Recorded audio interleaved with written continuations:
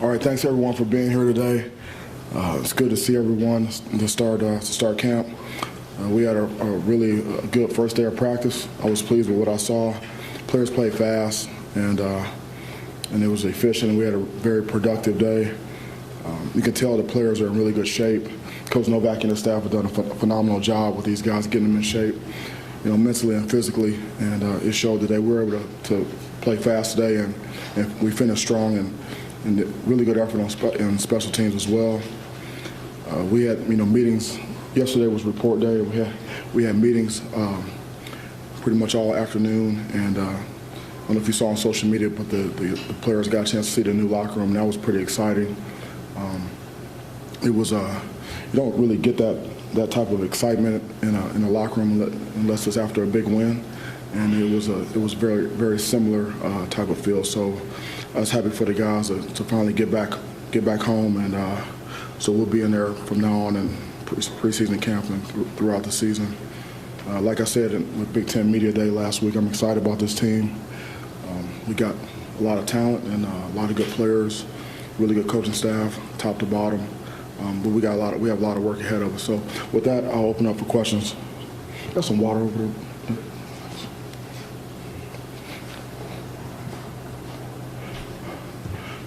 Going off of that, at Big Ten Football Media Days, you said that this team was hungry, determined, focused. So how did you see those three words play out as you stepped onto the practice field today? The hunger, their hunger and focus, and how determined they were. Yeah, I can really I can measure those things by how they go about their business. The coaches and players, the meetings. Preparation for meetings. You come in, the guys they're ready. They got the notebooks out. They're ready to go. They're sitting up straight. Transition between meetings. You go from the team meeting to the special teams meeting, O&D. Guys are on top of it. They're moving quickly, and then how they transition on the field from drill to drill, working with a sense of urgency, and how they finish plays and finish drills. That was a big point of emphasis. Start to finish, guys were finishing through the line, finishing through the cone, and that shows me that they're hungry and they're focused. There's a sense of urgency. Mel in the back. Depth is another thing you've talked about since you've gotten here and addressed that you said this is the deepest team. I know it's one day on the practice field, but how do you see the depth of this team kind of playing out? Yeah, much improved. I mean, I was just talking to one of my good friends who's an NFL personnel guy, NFL scout, and that's the first thing he mentioned to me. He's been coming here every year, even before I got here, and he could tell that we've added some players, especially on the defensive line up front, and so it's really evident in those two areas: offensive line, defensive line. Bigger guys, more guys available and capable, and we also added 3 running backs. So we definitely have a lot of competition at each position. And Mel in the front here. Last time you guys practiced, obviously Peyton was still around. What have you seen from those guys? I know it's only day one, but obviously with the competition and you want to know who the starter's going to be? Exactly. You can get out of the way. We won't ask you anymore about it. I doubt that. No, I mean, what I saw today was really good competition. I was impressed with those guys. I mean, Jay Johnson is an excellent coach. He's a very good teacher, and I've seen him bring Noah along and Caden along, and Sam has even gotten better since he's been here in a short period of time because we were able to work with him over the summer. So, very good competition, a lot of good balls being thrown, really good communication, guys on the same page with the formations, the checks. So it was good work out of that group. Yeah. Mel, I'm wondering if anybody caught your eye in terms of guys who got here in the summer, freshmen or transfers. Yeah, guys got here over the summer. Yeah, Jalen Sammy. He played for us as a redshirt freshman at Colorado. Big, 6'5", 300-pound defensive tackle. He's a massive human being, and he's really light on his feet. And he adds to the depth and makes us more competitive there. Got a chance to see Jonathan Kim today, a kicker. Ball, jumps off his foot. He's got a really, really strong leg. So that was impressive. Sam Levitt, he came this summer. He's gotten better since he's been here. He's very competitive. He's very athletic. He's very focused. He's a really smart guy. So we had quite a few guys that got here, and I was just impressed with the group. It's a better vibe. with this group. We talk about toughness, discipline, and being selfless. And I told the guys if we can be a selfless football team, they'll just buy into the team concept, buy into something that's bigger than themselves, and we'll have a really good chance to have a good season. Yeah, Audrey.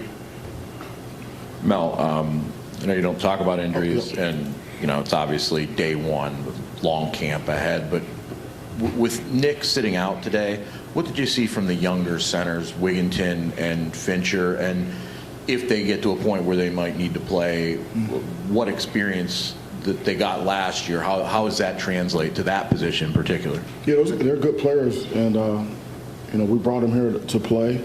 Gino can also play in there, and Coach Cap, as you know, is a really good coach. He can develop players, and guys have to learn multiple positions. So I feel good about our depth there. I mean, you're talking about Nick being out, but then you're talking about another 3 guys that can play the spot, and I'm not sure if we were in that position a year ago.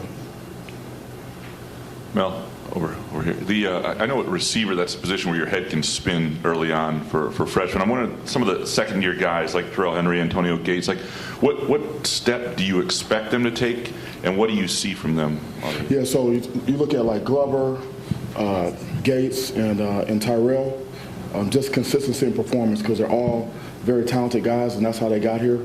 And they all have flashed in the past. I think, at some point in time, a year ago, we all said these guys are going to be really good players. But the key to it is consistency in performance. Doing it day in and day out. They all can run. They got good ball skills. They can catch. They're smart. They're competitive. They're willing blockers. So I just think with really good practice habits and really good competition and Coach Hawk coaching those guys up, I think they will become more consistent. But that's the next step, because there's no doubt that they have the talent to be able to do it. They have to just do it on a consistent basis. Hey, Mel, today definitely is a high with starting up, but just reflecting back, there was a horrible life-changing experience with the campus. Excuse me, tragedy. So with your high standards, how are you going to prioritize the mental health of the players going forward after everything that's been going on? Yeah, I mean, that's a great question, because it's been a point of emphasis here. We have quite a few mental health practitioners. As a matter of fact, I have a meeting today with one of the practitioners talking about a plan for moving forward with the players. I can remember, back in early in my career, where you really didn't even talk about mental health. It was kind of like taboo.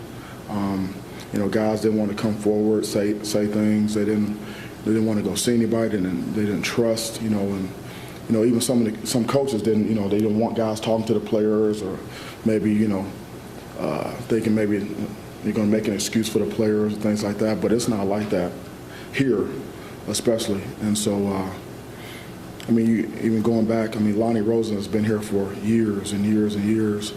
And back here in '97 and '98, when I was a graduate assistant, he was involved with the players, and it's just grown. He goes he was one guy, now we have a team of men and women that are working with our players with all types of mental health issues, and then actually and also like performance type things to enhance performance. And so it's and our players, they don't. Countless guys that come forward, and say, "Hey, coach, can you put me in contact? Someone that I can talk to." Or you ask a player, "Hey, do you want to talk to someone?" And they'll look at you and they say, "Yeah, I would like to talk to someone." I say, "Okay, boom." I'll make a call, and then we're getting them in like the same day or the next day. So it's in our new facility. We're going to have a dedicated space, like where our players' lounge is now, where it used to be. That's going to be converted to the offices for the mental health for the student athletes. So and they'll have multiple entrances, which is important. And it's for all of the student athletes.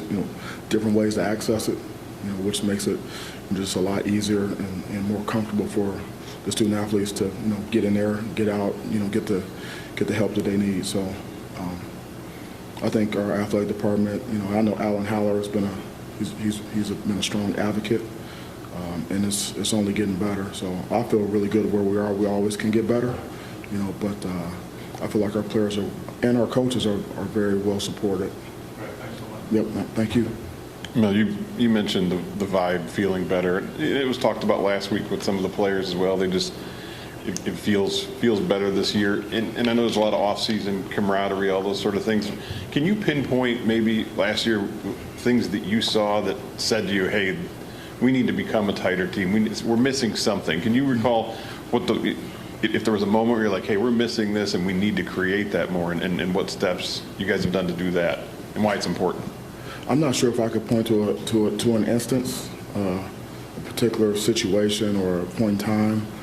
I just know that in order to have a good football team, you have to have really good team chemistry, and so obviously, if you have to improve in areas, and that's one of the first areas that you look to is like, okay, do these guys care about each other? Are they team oriented? Are they selfless? Do they trust the coaches? Do the coaches trust them? Do they trust each other?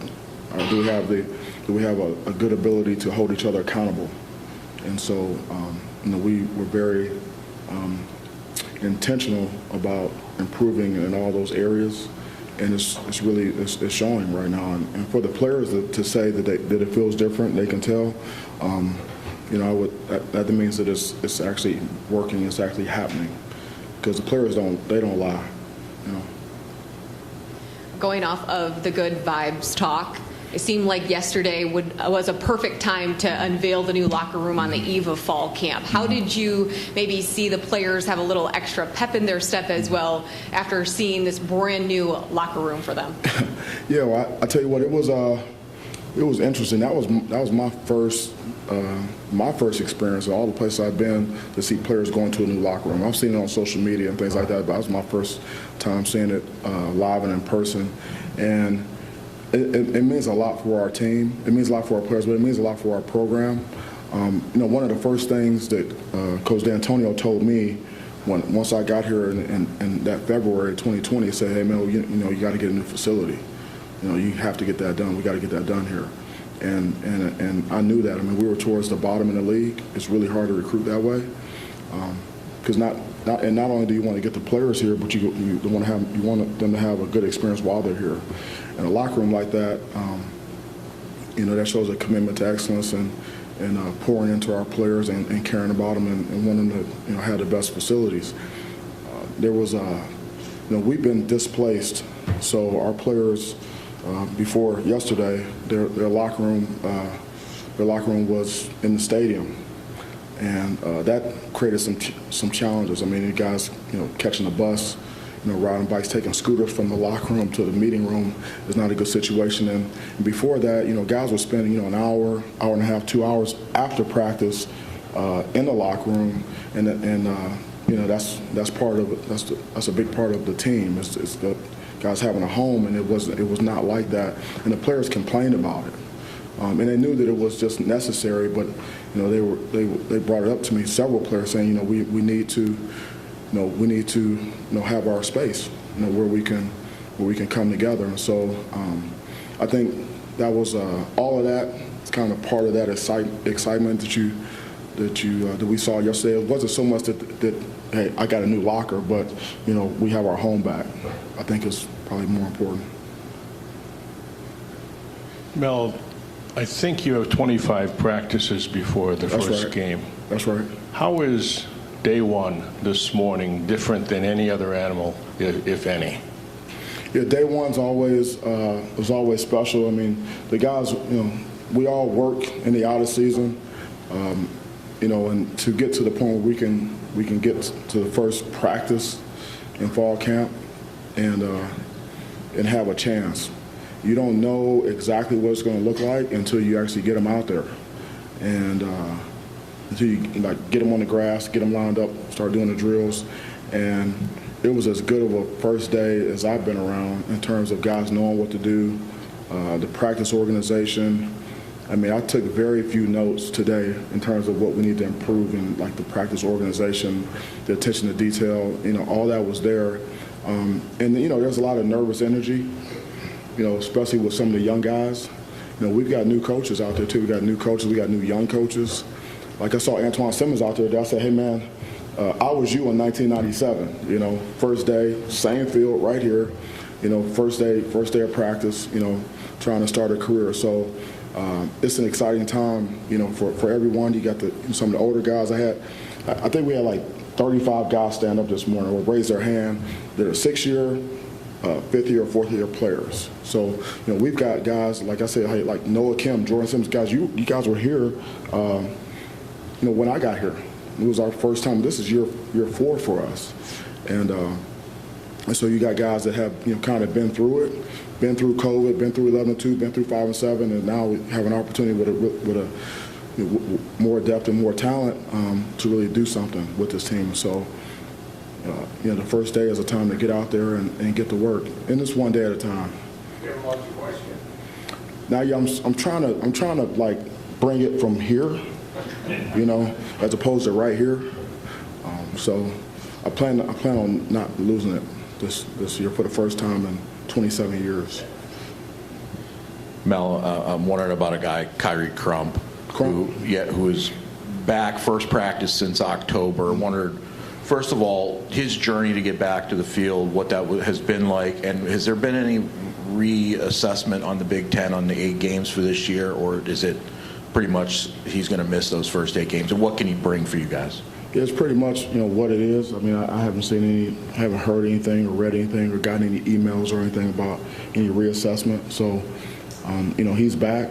He's learned, and he's back on our team, and he's out there practicing, you know. So, you know, and he's stayed the course, and you know, he's supported by his teammates and by the coaching staff. Now with the running backs, Nate Carter obviously is new. There's been videos of him squatting, I think, like 600 pounds. I know, it's crazy, isn't it? Yeah, what has he brought to the room, the running back room, but also the weight room too for you guys? Yeah, well, I mean, he came in the way, he walked in the door ready to work, and he was very impressive in the weight room. I mean, if you see the guy, he's built pretty well. He's a good player, and you know, he's not not very talkative. He's just a really hard worker. He gives very strong effort in special teams and, you know, on offense. And you know, in the spring, you know, he ran the ball hard and got some tough yards. He's got some burst and acceleration, you know, through traffic. He's got good vision, and he's got good ball skills. He can catch the ball, and he's a willing blocker and pass pro. So, you know, he's a good addition, and we'll just see how he develops. But I'm glad he's here, certainly.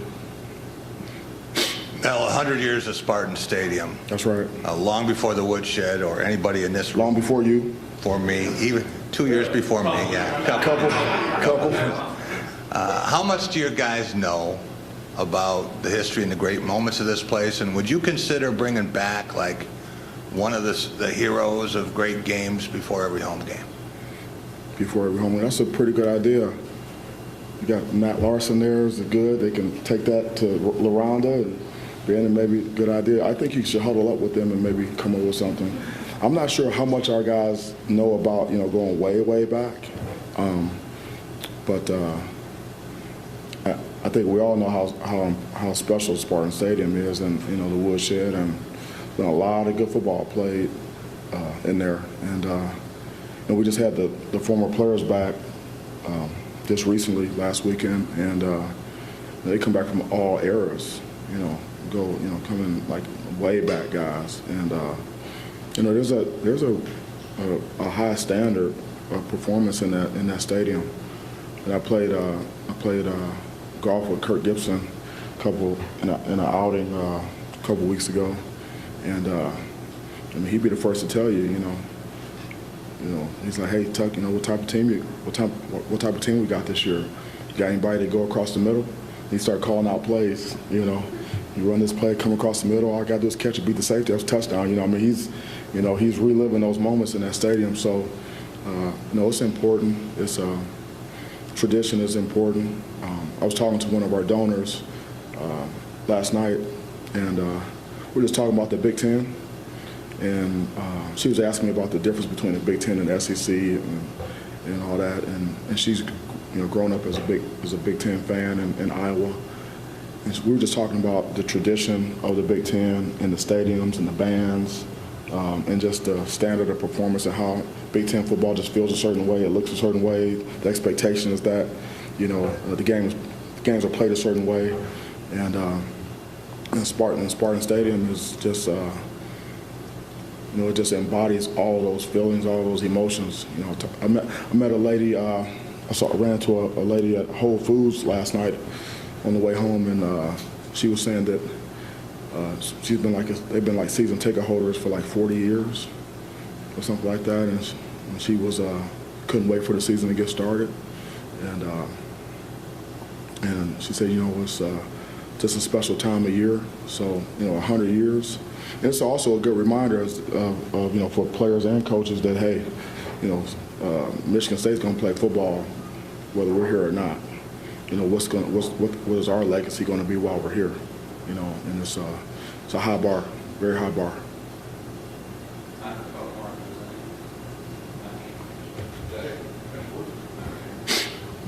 No, I'm just wondering from the mid-year guys, the true freshmen that were here in the winter and went through spring practice, the Jordan Halls of the world, have you seen from them the progression they made, the benefit from being here for that whole 15 practices? Yeah, I mean, I'm asked this question in recruiting all the time, especially from the parents. Like, what are some of the benefits to coming early? And there's quite a few.